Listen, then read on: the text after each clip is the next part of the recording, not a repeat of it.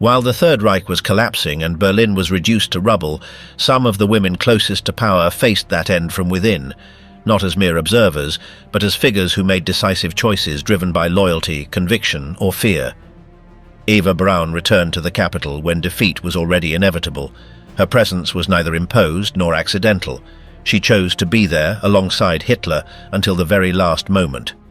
She rejected any attempt at evacuation and left written evidence that she did not envision any other possible ending. Hundreds of kilometers away, Emmy Göring faced the collapse from an Alpine residence, isolated after her husband was dismissed by direct order of Hitler.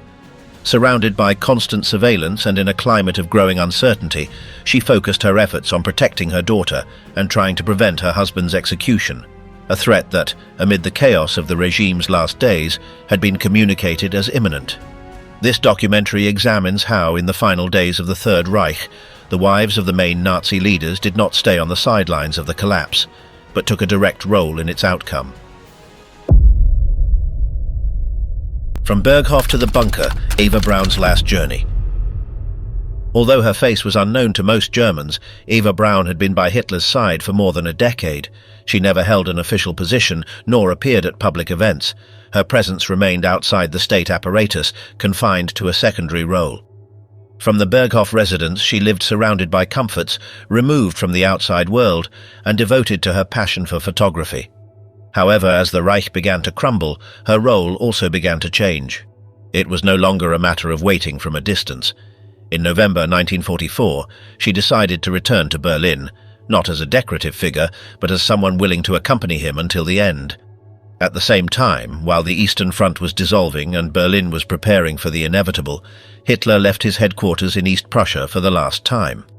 He traveled by night aboard a special train and arrived in the capital shortly before dawn on the 21st.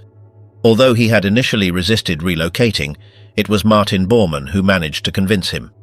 According to Nikolaus von Below, Hitler already privately admitted that the war was lost, although he still did not feel ready to face his fate. The next day, he underwent a vocal cord operation, a procedure he had known since 1935. Joseph Goebbels described it as a minor matter, although performing it at that moment revealed his growing physical fragility.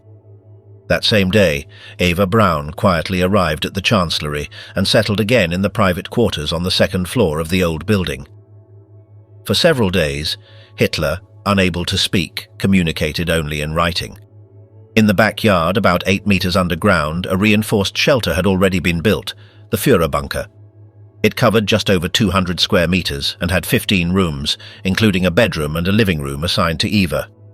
In that winter of 1944, the couple only went down to the bunker during bombings. The atmosphere there was damp, cramped, and poorly ventilated, very different from the environment Eva had known in Munich. The preserved documentation does not specify the exact date when she left the city, but everything indicates she departed after only a few days, without the staff or secretaries noticing. Hitler, meanwhile, left Berlin on December 10th and headed to his military headquarters at Ziegenberg near Bad Nauheim. There, his last military gamble, the Ardennes offensive, began to take shape. Although he maintained appearances, in private he acknowledged that he no longer harbored hope. Still, he kept postponing the outcome, clinging to an illusion that was rapidly fading. After leaving Berlin in December, Hitler returned to the capital on January 16, 1945. 2 days later, Eva Braun also returned, this time accompanied by her pregnant sister Gretel, escorted by Martin Bormann, his wife Gerda, and an SS officer. They all traveled in a special vehicle from Bavaria and arrived on the afternoon of the 19th. The version claiming Eva reappeared without notice is unfounded. In reality, she had insisted on spending the holidays at the Berghof, but when that meeting did not materialize, Hitler arranged for both sisters to join him in Berlin. The atmosphere at the Chancellery was already grim. Bernd Freitag von Loringhoven, a military aide, was surprised to see 2 women dressed elegantly walking the halls while the rest awaited instructions for the next report. In early February, Goebbels wrote that both his wife and Eva Braun refused to leave the city. Hitler, although not considering it prudent, expressed admiration for that decision, especially at such a critical moment. As the Soviet encirclement tightened, Eva turned 33 in the early hours of February 6th. By that point, they were already spending nights in the bunker, where she had prepared a bedroom with furniture brought from the Chancellery. On February 3rd, more than 900 American planes had bombed central Berlin, leaving much of the government district in ruins. Official figures reported nearly 3,000 dead and over 100,000 homeless. Goebbels compared accessing the Führer to forcing one's way through trenches. Despite the rubble, the birthday celebration took place on the second floor of the old building, one of the few areas still intact. Attendance was sparse. Hitler, Eva, her sister and her brother-in-law Hermann Fegelein, along with the Brandts. Karl Brandt, although already dismissed as Hitler's personal physician, was still part of the inner circle, but not for long. In April, he would be arrested by direct orders from the Führer, accused of treason for reporting the Reich's healthcare collapse and evacuating his family to Allied-occupied zones. Although sentenced to death, the execution was never carried out. A few days after her birthday celebration, Eva Braun remained installed in the Chancellery in an increasingly deteriorated environment. Although her presence was discreet, her influence within Hitler's inner circle had consolidated. Martin Bormann and Joseph Goebbels shared that closed nucleus. Far from calming tensions, testimonies indicate that Braun fueled the Führer's suspicions toward figures he did not trust. In a letter to her friend Herta Schneider, she described Karl Brandt's conduct as an unforgivable betrayal, showing no compassion for someone who had been one of the regime's closest doctors. Even Albert Speer, until then considered untouchable, began to notice signs of distrust. Eva Braun, acting on Hitler's behalf, asked him about the whereabouts of his family, to which Speer responded evasively without providing concrete details. But the question was neither casual nor innocent. The Führer was already considering moving his closest circle to Obersalzberg and needed to know who would truly be willing to follow him when the time came. In that tense atmosphere, Bormann privately told his wife that Eva had shown an unusually harsh tone toward some absentees during her recent celebration, suggesting that amid the collapse, she was trying to reaffirm her position in front of those who had underestimated her for years. Nevertheless, her exact role in those decisions remained shrouded in uncertainty. On February 9th, after spending 3 weeks in the capital, Eva Braun left Berlin accompanied by her sister. Bormann, by Hitler's direct order, personally handled the preparations. That same dawn, she stayed awake until sunrise alongside the Führer, Albert Speer, and the architect Hermann Giesler. Gathered in the Chancellery's basements, they carefully observed the model of the future Linz, the idealized city that Hitler projected as a symbol of his legacy. From then on, visits to that model became increasingly frequent. The Führer attended accompanied by high-ranking officials like Ernst Kaltenbrunner, absorbed in a project that contrasted with the unstoppable advance of the enemy. Images taken by Walter Frentz show him aged, stooped, increasingly detached from reality, while the Oder front was collapsing, and he continued talking about turning Linz into the architectural jewel of the continent, as if the military collapse were not already underway. At the beginning of February, Eva Braun briefly left the capital. However, on March 7th, she returned to Berlin definitively. She had already said goodbye to her surroundings in Munich, fully aware there would be no return. Despite contradictory versions that circulated after the war, her decision to remain with Hitler did not surprise those who knew her. The Führer himself had informed his closest collaborators that Eva wished to return, although he asked her to wait some time in Bavaria. Finally, she returned to the capital in an all-terrain military vehicle. The reasons for her return have given rise to multiple speculations. Henrietta von Schirach hinted that Eva wanted to secure a visible place in Hitler's death. Albert Speer described her as a premonitory symbol of the end, although his judgment is questionable. During that period, he barely set foot in the Chancellery, absorbed by his logistical responsibilities. By mid-April, the idea of a possible withdrawal to Obersalzberg was still being considered, making any attempt to speak of definitive farewells premature. Meanwhile, the course of the war was accelerating. The very day Eva returned, American troops crossed the Rhine, and the Soviets advanced on Pomerania. Despite everything, Hitler maintained a facade of confidence, repeating promises of miraculous counter-offensives, revolutionary weapons, and irreconcilable divisions among his enemies.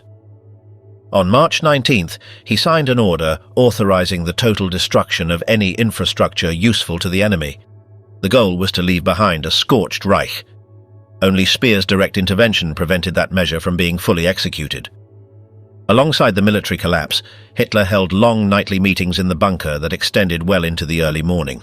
According to Christa Schroeder, after the reports ended, he would change tone and talk about trivialities, as if refusing to accept the magnitude of what was happening. Eva Braun, for her part, showed a disconcerting calmness.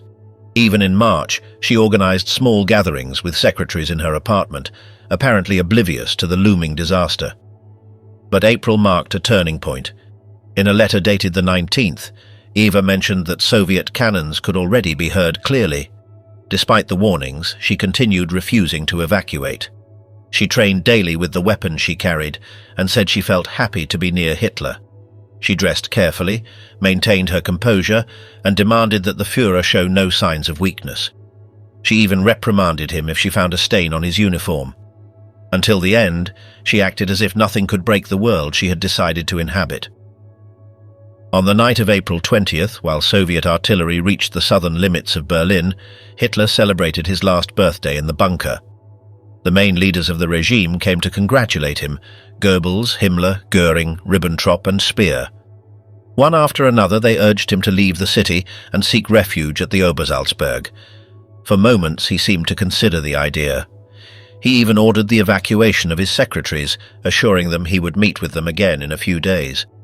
Shortly afterward, Eva Braun once again organized an impromptu celebration in her rooms at the Chancellery. She invited those nearby, secretaries, officers, even Martin Bormann. Amidst drinks, old music and forced cheerfulness, they tried to dispel the growing fear. At dawn, central Berlin was already under enemy fire. As hours passed, the pressure increased. Ribbentrop approached Eva to ask her to try to persuade Hitler to leave. She was categorical. If he decided to stay, she would stay as well. Meanwhile, the Führer ordered a desperate offensive with improvised units. His mental balance deteriorated rapidly. He feared being sedated and forcibly evacuated, so he forbade his personal doctor from coming near, expelling him from the bunker along with Eva's jewels. On the morning of April 22nd, the news that Steiner's counterattack had not occurred triggered a crisis in the bunker. Hitler, visibly upset, shouted uncontrollably for half an hour and declared that all was lost. Amid the collapse, he gave the order to evacuate the complex, but Eva rejected the idea with determined tenderness. Facing his officers, he responded by kissing her on the lips. No one dared to move. Hours later, Eva retired to her rooms and wrote a brief letter to her friend Hertha. She acknowledged that the end was near and stated she was not afraid to die as she had lived. However, she left a small window open to doubt, asking her to keep the letter until we know our fate. This intimate farewell was followed by another, this time addressed to her sister Gretel. Eva spoke of a minimal hope, although she made it clear that they would not allow themselves to be captured alive. She took the opportunity to put her personal affairs in order and gave precise instructions: destroy all her correspondence except for Hitler's letters. Even in those final hours, she continued smiling, toasting with champagne and demanding from those around her the same absolute loyalty that she offered unconditionally. As the days passed and the roar of bombings relentlessly shook the bunker, the tension among those still remaining became completely unbearable. Eva Braun remained steadfast beside Hitler when he began distributing poison capsules among his close circle. The instructions were direct: the end had to be swift and leave no room for enemy intervention. The compound, far from being potassium cyanide as many had imagined, was prussic acid, a colorless liquid that caused death within seconds and left a penetrating smell of bitter almonds. During the nightly meetings in Hitler's lounge, the only topic was now the end. Eva, with contained coldness, stated she wanted to die like a beautiful corpse. He, for his part, explained that he would shoot himself in the temple and then order his body to be burned. The conversations grew darker by the day. Some drank non-stop. Others, like Eva and Magda Goebbels, walked the halls smoking and speaking in low voices. The atmosphere swung between dejection and forced calm. On April 28th, a report from London marked a decisive turning point. The Reuters agency announced that Heinrich Himmler, head of the SS, had offered unconditional surrender to the British and Americans behind Hitler's back. Mediation had been underway for weeks through Count Folke Bernadotte of the Swedish Red Cross Committee. The betrayal by one of his most loyal collaborators unleashed uncontrollable fury in Hitler. By then, Hermann Fegelein, Eva Braun's brother-in-law and a trusted man in the inner circle, had disappeared. She herself had written to her sister that he had left for Nauen to organize a unit and that he would likely survive. But the facts indicated otherwise. Fegelein had tried to escape and had called Eva suggesting she leave Berlin. In Hitler's eyes, this was treason. He was captured shortly afterward, dressed in civilian clothes, hiding in his private apartment. Interrogated at the Chancellery and found guilty of desertion, he was executed that same April 28th. The capital was already in ruins. Hitler and Eva Braun then began silently preparing their final act. After Fegelein's execution and the news of Himmler's betrayal, Eva Braun and Hitler made a final decision: to get married. The ceremony was organized quickly and discreetly, in an atmosphere marked by total collapse. Only a handful of people were informed beforehand. Joseph Goebbels, Martin Bormann, Nikolaus von Below, and the secretary Traudl Juncker, to whom Hitler dictated his political and personal testament that very night. In the document, Hitler justified the union by stating that, after years of struggle, he was finally marrying the woman he had chosen to share his fate in the besieged capital. He noted that by dying together, they reclaimed what their public life had denied them. But the tone of the text left more questions than answers. No emotions or words of affection toward Eva Braun were revealed. The content was solemn, almost bureaucratic. The wedding took place between the night of April 28th and the early hours of April 29th. The civil officer, Walter Wagner, was summoned in haste. Goebbels and Bormann signed as witnesses. After the ceremony, there was a brief champagne gathering in the bunker's living room. Among those present were Magda Goebbels, Generals Krebs and Burgdorf, Gerda Christian, Constanze Manziali, and Arthur Axmann. According to von Below, a collective effort was made to evoke the good times, although the atmosphere was gloomy and artificial.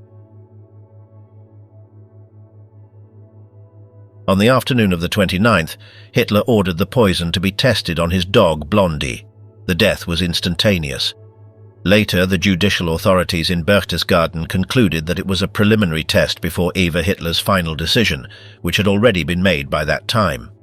By then, telephone lines to the outside world had been completely cut off. On April 30th, Soviet troops reached the outskirts of the Reichstag. Shortly after 3 in the afternoon on April 30th, Hitler and Eva withdrew to their rooms. In silence, she bit into the cyanide capsule. He followed suit, and as the poison began to take effect, he shot himself in the temple. Their bodies were taken to the Chancellery garden, doused with gasoline and set on fire as he had ordered. That same night, the remains were buried in a crater opened by a bomb during the last bombings. Fanaticism to the end, Magda Goebbels' final decision. Long before the bodies of Hitler and Eva Braun burned in the Chancellery garden, Magda Goebbels and her 6 children still lived at the country estate in Lanka, a peaceful environment that seemed detached from the imminent collapse of the Third Reich. It was the summer of 1944. In that place, removed from the front and the noise of bombed cities, the war seemed a distant reality, provided one avoided newspapers and the radio. For the children, those months were calm. Helga, the eldest, was approaching 13 years old. Intelligent and perceptive, she sensed the adults' unease, although no one explained anything to her. Her younger siblings lived in a world of family routines, outdoor play, and lessons with the governess chosen by Magda from dozens of candidates. This discreet and loyal woman would recall years later that coexistence without resorting to political judgments or superficial anecdotes. The Goebbels children were described as kind, balanced, and well-mannered. Helmut, the only boy, stood out for his introspective character. His father, however, expected a firmer, less docile attitude from him. When a school report warned about his poor performance, the atmosphere became tense. Joseph Goebbels reacted harshly. It was then that Magda took charge, supported by the governess. They devoted daily hours to little Helmut, and after a few weeks, not only did he improve, but he earned unexpectedly high grades. Despite his central role in the regime's propaganda machinery, Goebbels showed himself at home as an enthusiastic father, sometimes provocative. He sought to awaken in his children a rebelliousness that never came. He often made absurd comments to see if anyone would contradict him. On one occasion, he managed to disturb the atmosphere so much that the children chased him around the room. Helmut, hiding under a sofa, made him trip. Everyone laughed, except him. Wounded in his pride, he lost control. But when the governess confronted him, he changed his attitude. He admitted his mistake and promised to make it up to the boy. Magda, for her part, maintained her composure. Even as the Reich's situation deteriorated, she kept a friendly demeanor with the staff. Only in private did she show signs of exhaustion. At irregular intervals, she had episodes of domestic frenzy. She would remove curtains, empty furniture, and reorganize every corner, as if by ordering her surroundings, she could resist the chaos that was slowly approaching. During the last months of 1944, Magda Goebbels divided her time between the family estate in Lanka and brief trips to Berlin. Whenever Joseph required her, she went without hesitation. Neither low-flying aircraft nor the poor state of the roads could dissuade her.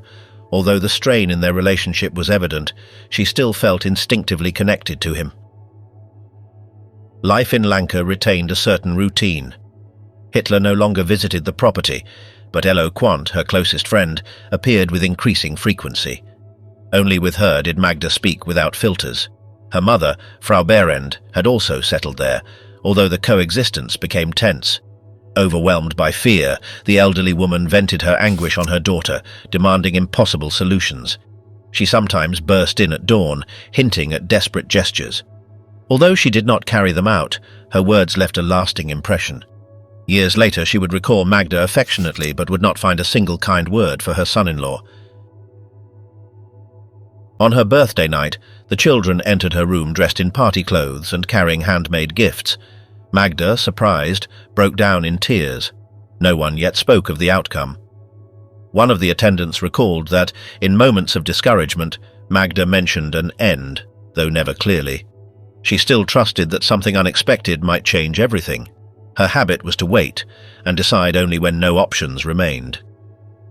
The children stayed in Lanka until late January. Columns of displaced people multiplied, and Helga, the eldest, began asking questions that no one wanted to answer. Shortly afterward, Joseph ordered the move to Schwanenwerder. The caravan left at night along dark and congested roads, heading toward the banks of the Havel. For a few weeks, the war seemed to fade into the background. Spring was blooming in the gardens, the river water sparkled in the sun, and the explosions, though present, still sounded far away. However, from the east, artillery began to dominate the landscape. When the children asked about the loud noises, Magda responded calmly, assuring them that everything would pass soon. On April 18th, she called from the bunker and gave the order to bring the children back to Berlin. The routes barely offered any way out, and the city hardly provided any shelter, but the journey was carried out nonetheless. Amid improvised suitcases and restrained farewells, the family began their last move, while the calm gradually gave way to the siege tightening around the capital. In the days following the move to Berlin, the situation in the bunker became increasingly unbearable. On April 25th, Hitler offered Magda Goebbels and her children the possibility of leaving the capital. The window to escape was minimal, but still existed, and the Führer insisted they should save themselves. Magda, without hesitation, rejected the offer. She said her decision was already made, that they would stay there, with him, until the end. That same day, Erich Kempka, in charge of the Chancellery vehicle fleet, tried again. He gathered several armoured cars and went to Magda to beg her to take the last chance. He planned to evacuate her to Gatow, where a plane awaited with engines running. For a moment, she seemed to hesitate. According to Kempka himself, she even let out a sigh of relief, as if allowing herself for a second to consider escape. But the silent presence of Joseph Goebbels, who had overheard the conversation, changed the course. He reminded his wife that although she and the children were free to leave, he would stay until the end. Magda, immediately regaining her composure, politely declined the offer. "The children and I are staying too, Mr. Kempka, but thank you." Not long after, the presence of aviator Hanna Reich briefly disrupted the bunker's routine. She had arrived after completing a risky flight, and it was Magda who led her to her room, where 6 pairs of eyes watched her curiously from their bunks. The children, fascinated by the figure of a pilot, began to ask questions relentlessly. Amid the bombings, Reich answered with stories, taught Tyrolean songs, and shared tales to help them fall asleep. Despite the confinement and the chaos outside, they maintained an unexpected joy, protecting each other with natural tenderness. However, beneath that surface of normalcy, tension continued to rise. For Reich, those scenes, so serene in the face of collapse, became an emotional burden difficult to bear. Throughout those days, Joseph Goebbels became increasingly convinced of the outcome. He knew defeat was irreversible and despised attempts by figures like Himmler or Göring to negotiate with the Allies, as he did not consider surrender a possibility.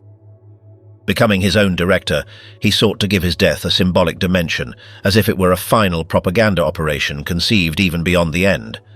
Magda, for her part, made the decision on her own, without being prompted. Joseph, who always had considerable influence over her, could have persuaded her to leave, but chose not to. According to some testimonies, they had agreed on their common fate weeks earlier, perhaps since March, when the regime's collapse was already inevitable. A spiritual background also played a role in that decision. Magda believed in reincarnation and conceived death as a transition to another form of existence. This view, based on a personal interpretation of Buddhism, seems to have served as her intimate justification. The children's governess recalled that philosophical inclination, and although Magda never expressed it as a formal doctrine, it served to explain what otherwise seemed inexplicable. Years earlier, Magda had confessed to Eloquent a disturbing thought. She said she wanted to offer her children a new chance, but in another plane, and to achieve that, they would first have to die. The decision was made. Joseph Goebbels did not contemplate life after Hitler's fall. Magda, as she had already made clear, did not intend to separate from her husband, nor allow her children to grow up in a world where the regime to which they had dedicated their existence ceased to exist. On the afternoon of April 29th, Goebbels wrote a final document. It was not addressed to the present, but to the future. In it, he declared that for the first time in his life he would disobey a Führer order. He would not leave Berlin. He expressed that his wife and children shared that decision, and that doing otherwise would make him a traitor to himself and to the people. He stated that dying with Hitler was the most dignified way to serve Germany, and that in times to come, examples would have more power than men. Therefore, he concluded, the entire family would remain in the capital until the end. While Goebbels maintained his activity alongside Hitler, Magda spent her last days almost entirely in the family bunker. She barely left. She took care of household tasks, washed clothes, cooked for the children, and mended garments. Time, which at some point she had thought scarce, stretched unexpectedly, and with it the emotional burden of what she knew was approaching. The children, consequently, began to show signs of unease. The Soviet bombing was growing more intense, and the trembling ground made it impossible to ignore what was happening outside. Helga, the eldest, asked her mother if they were really going to die. Magda responded with vague phrases, assuring her that the sounds were a sign that German soldiers were coming to rescue them, but her subdued tone no longer convinced the girl. Even so, everyday life continued inside the bunker. Each of the children had brought with them only one toy. They played in the hallways, followed their mother through the corridors, and once a day went to greet Hitler and pet his dog, Blondie. That small ritual served to maintain the illusion that everything was still in order. To the eyes of those who observed them, Magda's children maintained a disconcerting calm. They were polite, attentive, and perfectly dressed. Even in that environment, they made a deep impression. Some soldiers, hardened by years of war, silently wondered why those children, so detached from everything, were not sent to a safe place. Beneath the constant roar of the Soviet siege, the Goebbels palace was dismantled piece by piece on the surface. What the bombs had not taken, servants and soldiers removed, crossing ruins or tunnels with everything they could carry. Neither the park surrounding the residence nor the paintings stored in underground shelters were preserved. Other family properties, such as Lanka or Schwanenwerder, were already in Soviet hands, and in both places the luxury had disappeared without a trace. In that same environment of material and symbolic decay, the last acts of Joseph and Magda took place. On April 28th, Hitler announced his decision to take his own life and invited those present to follow his example. Joseph Goebbels was one of the few who did not hesitate. That night he witnessed Hitler's marriage to Eva Braun as a symbolic closure of a mutual loyalty begun years before, when Hitler had been godfather at the Goebbels wedding. On April 29th, Hitler appointed Goebbels Chancellor of the Reich. Practically that title no longer meant anything. Symbolically, for Joseph, it was the peak of his career. Not only was he the last of the regime's founders still standing, but also the only one Hitler had kept in his intimate circle until the end. His death, planned as a propaganda act, was meant to reinforce that image, that of a man who did not surrender, even in defeat. The following morning, while Hitler said goodbye one by one to his collaborators, he made an unexpected gesture. When shaking Magda Goebbels' hand, he removed the Golden Party badge from his jacket and pinned it on hers, and she, always composed, broke into tears. Although her faith in Hitler had eroded over time, that act sealed a bond that, for her, still held a transcendent dimension. Hours later, Adolf and Eva would disappear. Joseph and Magda, along with their children, remained waiting, isolated in their private bunker, with no witnesses but the concrete walls and the distant echo of a lost war. After Hitler's final gesture toward Magda, which had moved her to tears, she focused on writing one last letter to her eldest son, Harold, entrusting it to aviator Hannah Reich. In the letter, written from the confinement of the bunker, she justified her decision and Joseph's as the only possible outcome for their lives within the National Socialist ideal. She stated that Hitler had tried to persuade her to leave, but she had not even considered it. She said that with the regime's fall, everything that had value in her life had also collapsed: beauty, nobility, fidelity. That is why she had taken the children with her, convinced that the coming world would not offer them a dignified life. She asked her son never to forget his origins, to live with honor, and that his own conduct give meaning to the sacrifice they were about to make. She proudly described the maturity of the children, who endured confinement without complaint, consoling one another when explosions shook the bunker.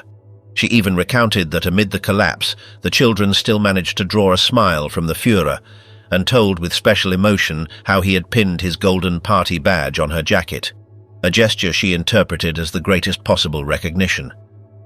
A few hours later, the 6 Goebbels children were killed inside the shelter. No words were heard when Magda left that room arm in arm with her husband. Her face was sunken, her eyes red, and her body bent. Even so, she maintained a disconcerting calm, as if the weight of duty outweighed that of pain. On the night of May 1st, when the final escape attempt was being organized, Joseph and Magda slowly ascended the concrete stairs toward the outer garden.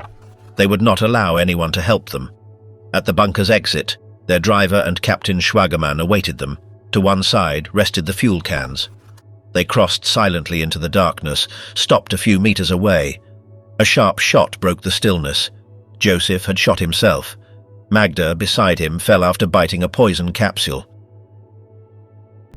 The other confinement, Emmy Göring and the end of Hall. While the last death pacts were being sealed in Berlin, in the south of the country, Emmy Göring lived a completely different day. On April 21st, 1945, amid a dense rain that hid the mountains, she anxiously awaited her husband's return. Hermann, then still commander of the Luftwaffe, had gone to the Eastern Front, very near Hall. That night, without warning, her sister burst excitedly into the room. Hermann had returned. She greeted him with relief and affection, and together they went to see their daughter Edda, who slept unaware of the gravity of the moment.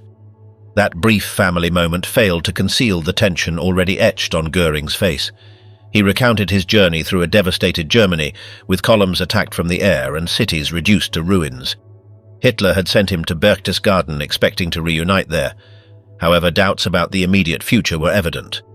On the 23rd, upon unexpectedly returning to his room, Hermann carried a message from Berlin. General Koller had arrived with momentous news.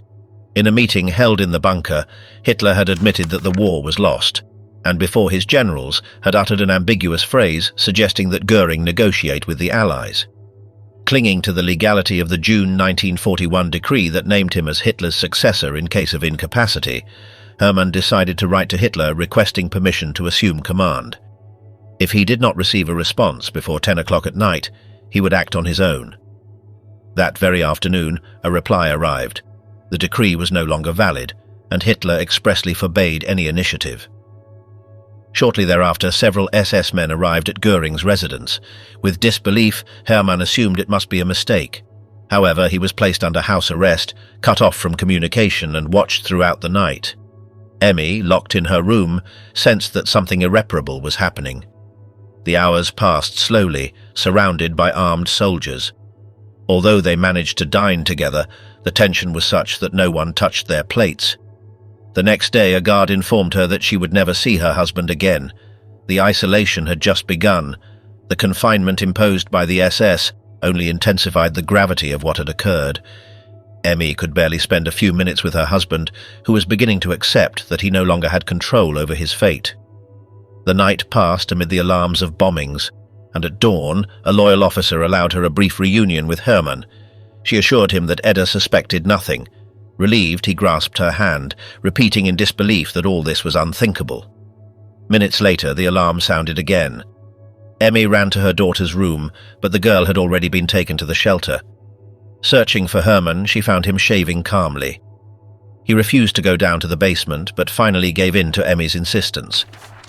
Together, they were led to the house cellar, where Edda awaited them.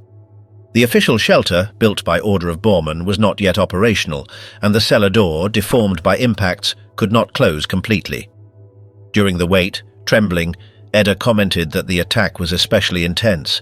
Her father took her in his arms and told her that as long as they were together, she should not be afraid. Emmy, silent, wished for a direct hit to end everything at once, but it did not happen. The explosion ceased, and minutes later an officer allowed them to enter the large shelter, where they reunited with the staff with whom they had shared years of palace life. In that improvised space, Emmy recalled the days of prosperity. She even tried to retrieve the grey scarf that Edda had knitted for her father, but only found shreds among the debris. Some servants managed to rescue mattresses and blankets to improvise beds. It was in that atmosphere, suspended between collapse and routine, that an unexpected scene occurred. Edda, still unaware of the magnitude of the moment, asked if it was true that Hitler had betrayed her father. Observed by SS members, Emmy simply promised her that one day, when everything returned to normal, she would explain the truth. Later, confirmation came of what until then had been only rumors. Hitler accused Göring of high treason.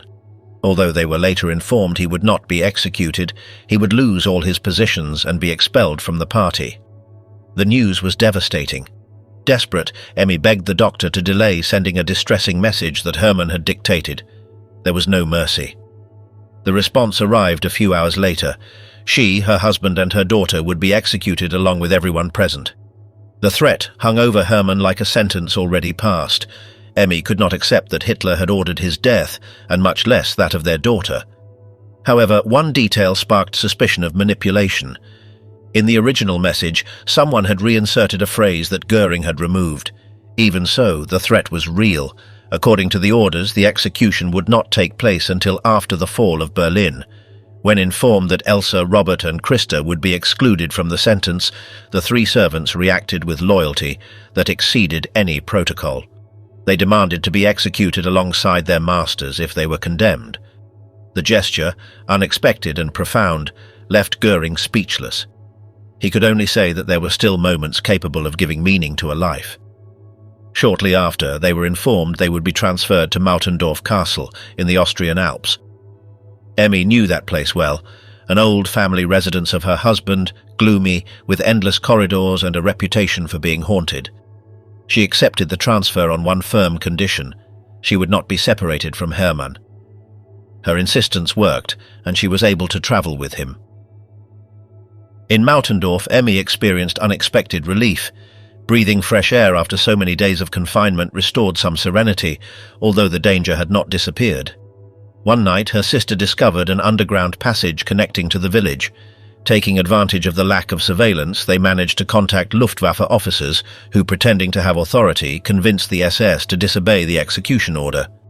The immediate threat seemed to dissipate, though not entirely.